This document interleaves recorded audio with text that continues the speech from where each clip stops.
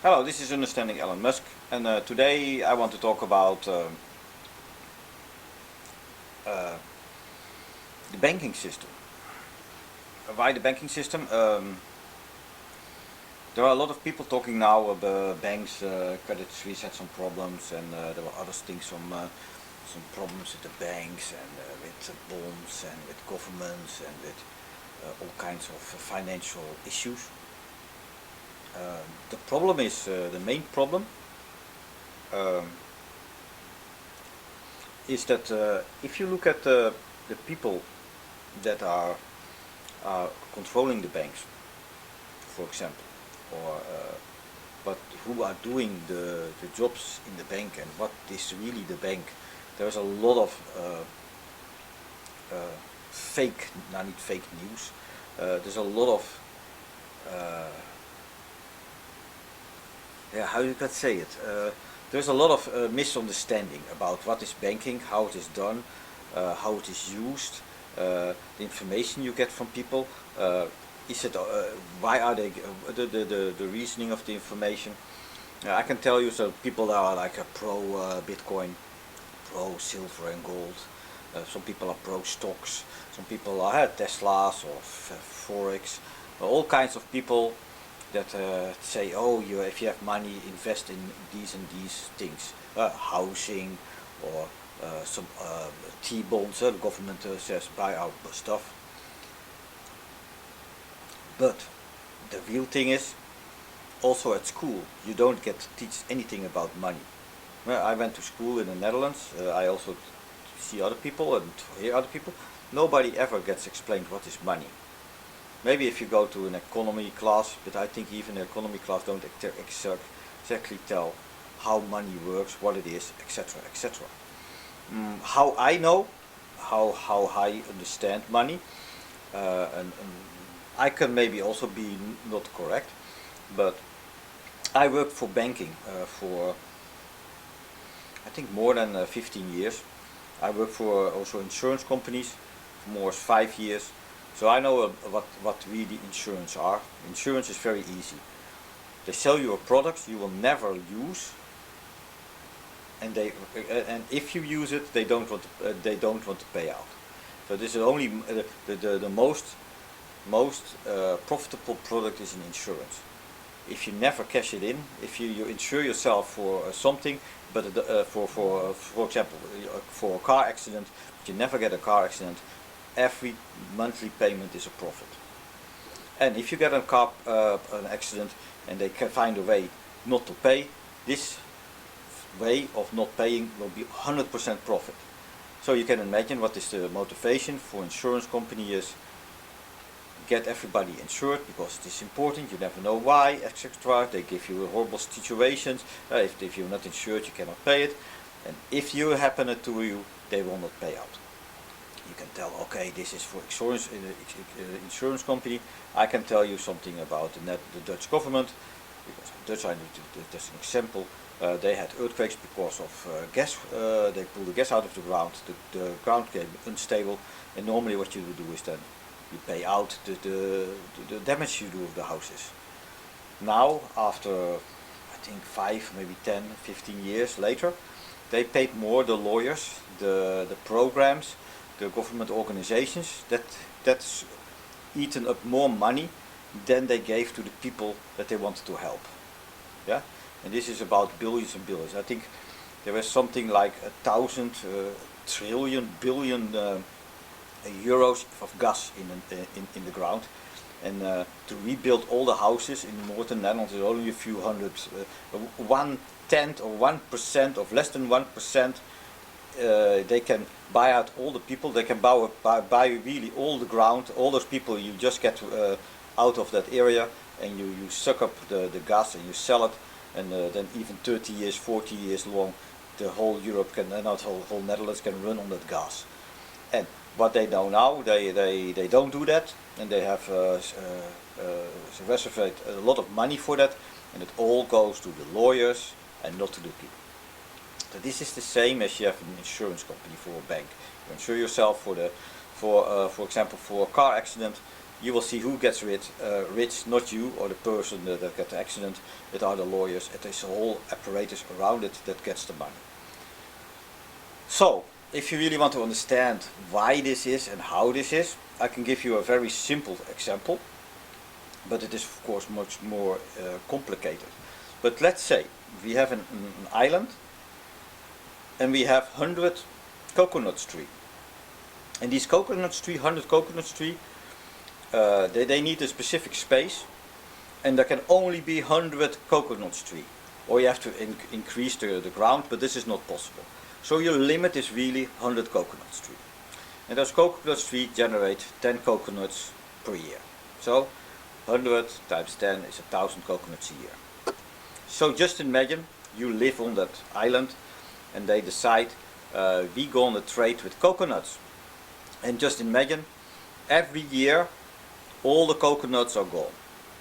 Why? You eat them or they get bad, so only this coconut is only for 1 year. So the only thing you can trade, you have to use them, and you can only use 1,000 coconuts. If you come back, say this is the system of bargaining, and your banking system is built on coconuts. Trading coconuts for you're going to determine everything, every service you do in coconuts. Why? Because you want to, if you want to clean a garden, and you don't have the thing you want to give to them, you say I will pay you in coconuts. Then you have coconuts, and with those coconuts you can get something else. So somebody who wants to clean the garden pays 1 coconut.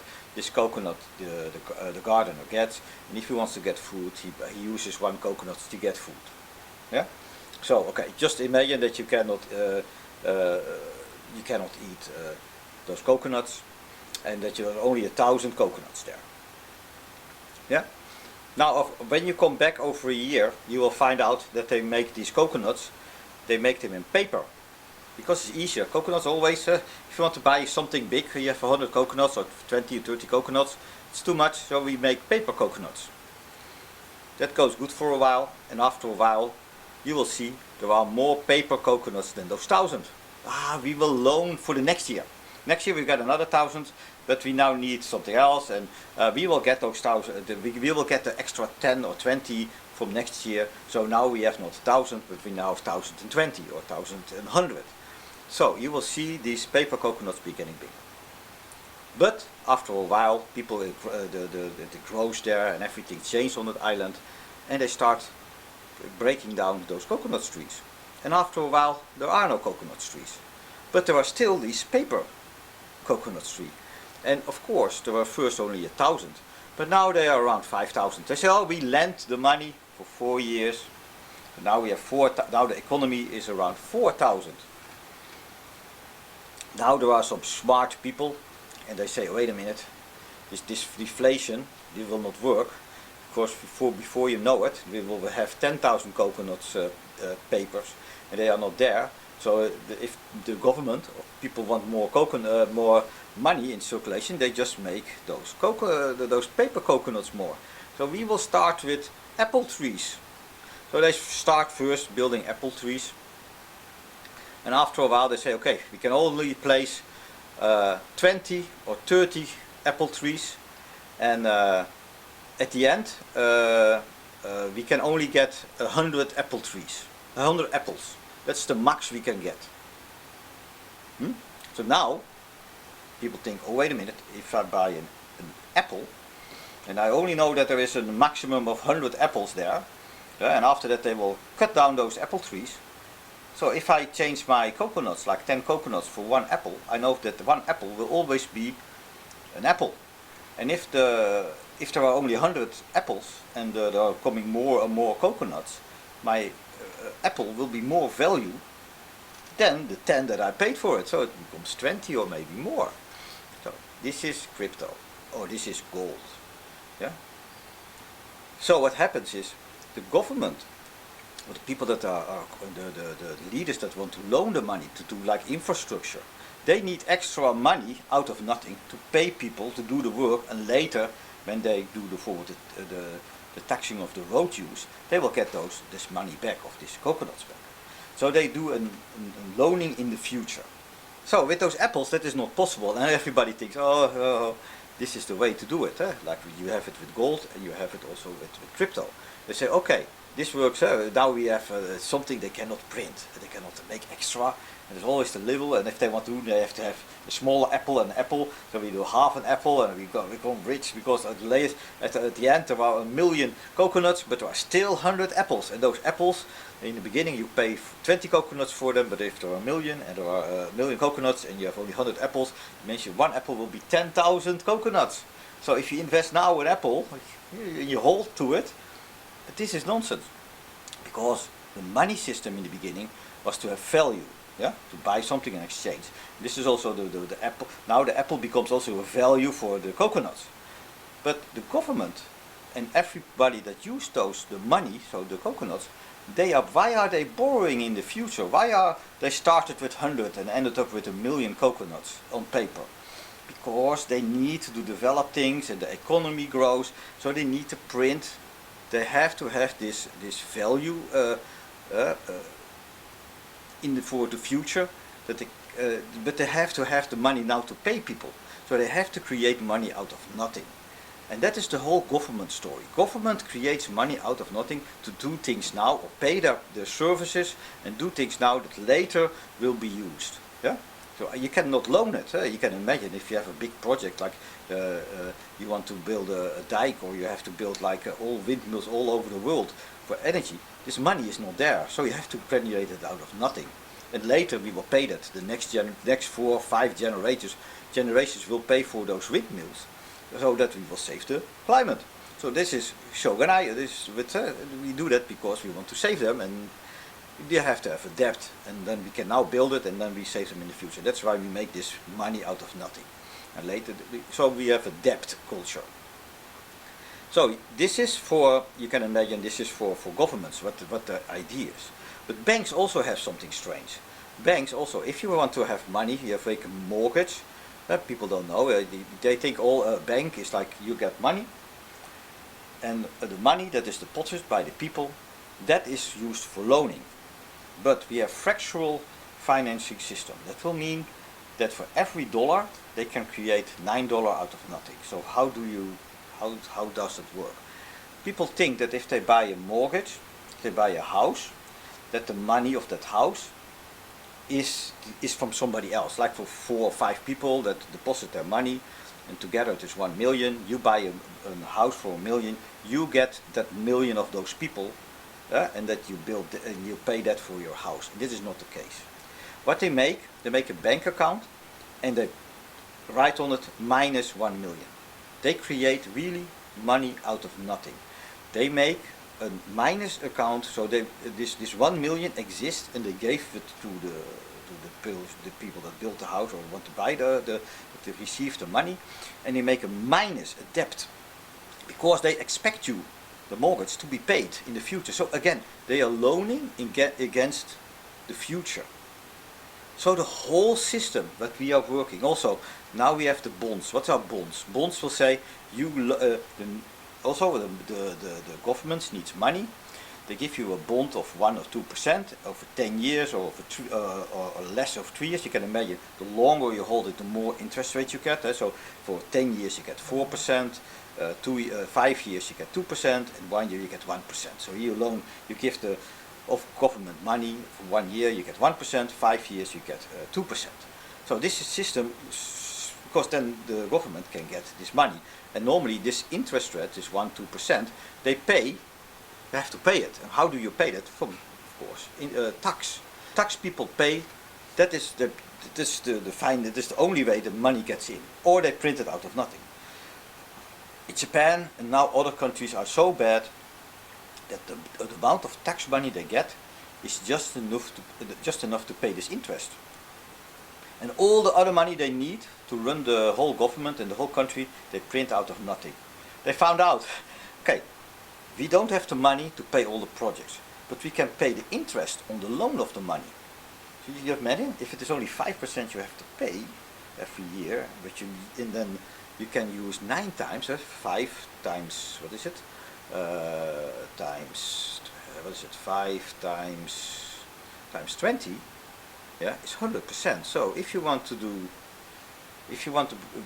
for example, 20 million you want, if you loan it, you only pay 1 million against the interest of 5%. That's only 5% of one, from 20 million is 1 million. So if you pay every year 1 million, it is cheaper than to get 20 million.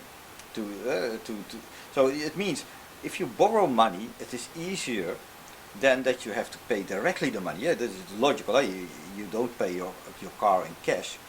They rather want to pay it as a loan, and they pay every time an amount of money. That is easier because those politicians, yeah, they are not paying the car. They're just paying for 4 years when they are controlling those interests on that on loaning of that money. So you see a lot of also directors and all those businesses and all those organizations have a very short view for making money. That's why you see I also told an old story. Somebody had a fund and that ran for I think 10 years or 15 years, and the bank was doing good. All the years were positive. After 15 years he got his money and it was almost negative. They said, yeah, the money, this fund was not good, and the investment didn't go good. There were some faults, and at the end they got even less than what they paid. After, if you look at the payment they did over those years, if you added them up, they got even less back. So these people went to court and goes to the judge. They fought against this money because they could show. They were investors. They could show that every year this bank was doing good, paid the bonuses to the managers, even to the fund managers. They paid bonuses because they were doing so good their work. They did a good work. They had made a lot of money. It was all okay. And then after 15 years, when they had to pay out, there was a loss. So how is that that was not possible. So they got their money back, what they laid in, and there was a little bit compensation of that. So they didn't make a loss, but they in reality lost because they lost 15 years of interest. Right? They could, if they put it on somewhere that they give like a dividend stock for 5%, they lost that 5% every year because this bank didn't do what they were doing. In reality, what does the bank? They of course they pay first the people and look at the bill. If you think that you, as a bank, yeah, you give a bank money to a bank, and they will invest. That you think it is just there to hold it, yeah. Look at the buildings, look what they are doing, look at the salaries, look at the cars. Where do you think the money comes from? Yeah? And you get even 2%, so in old days you get 2%, so it means that they make much more than 2%. Yeah? If they are profitable. Or what they do is like a Ponzi scheme, they create money out of nothing, pay off the people they have and hope that the rest don't ever ask for their money. Yeah? It's also the same as you have like a telephone system. A telephone system or a mobile system cannot cover all the telephones or all in the area. They expect only 10% of the people will use the phone at the same time. And this is also what the bank does. The bank thinks people will extract money, not all at once. Maybe only 5% will extract all the money. So this only 5% we need to have in the bank. So if there's like some kind of people want to have the money, you always can pay it. But what happens? If there's a panic, a bank run, and 50 or 30% of the people want their money, the money is not there. And because they have invested it, they have to sell some certificates. And that is all what happened. So in reality, what you really want is a bank that has really the money, that doesn't do anything with it, and maybe you have to pay a fee. And that fee can be a little bit bigger than you think, because they have to pay everything for it. And it is in the old days there was a kind bank of this. But those banks are gone because people don't earn any big bonuses. They are very like a non-profit bank, you have to imagine. And those are gone, and I think these we need again. And I hope that Elon Musk can make a non-profit bank in the future, just to store your money, like if you put it in a box under your kitchen at night, and just don't do any risky or don't do anything with it at all. Just keep it there, that you can use it for transactions. And that kind of bank doesn't exist, and I think a lot of people that are children or studying or school think that this is how a bank works, but this is not the case. So this is the first explanation of a bank. See you later.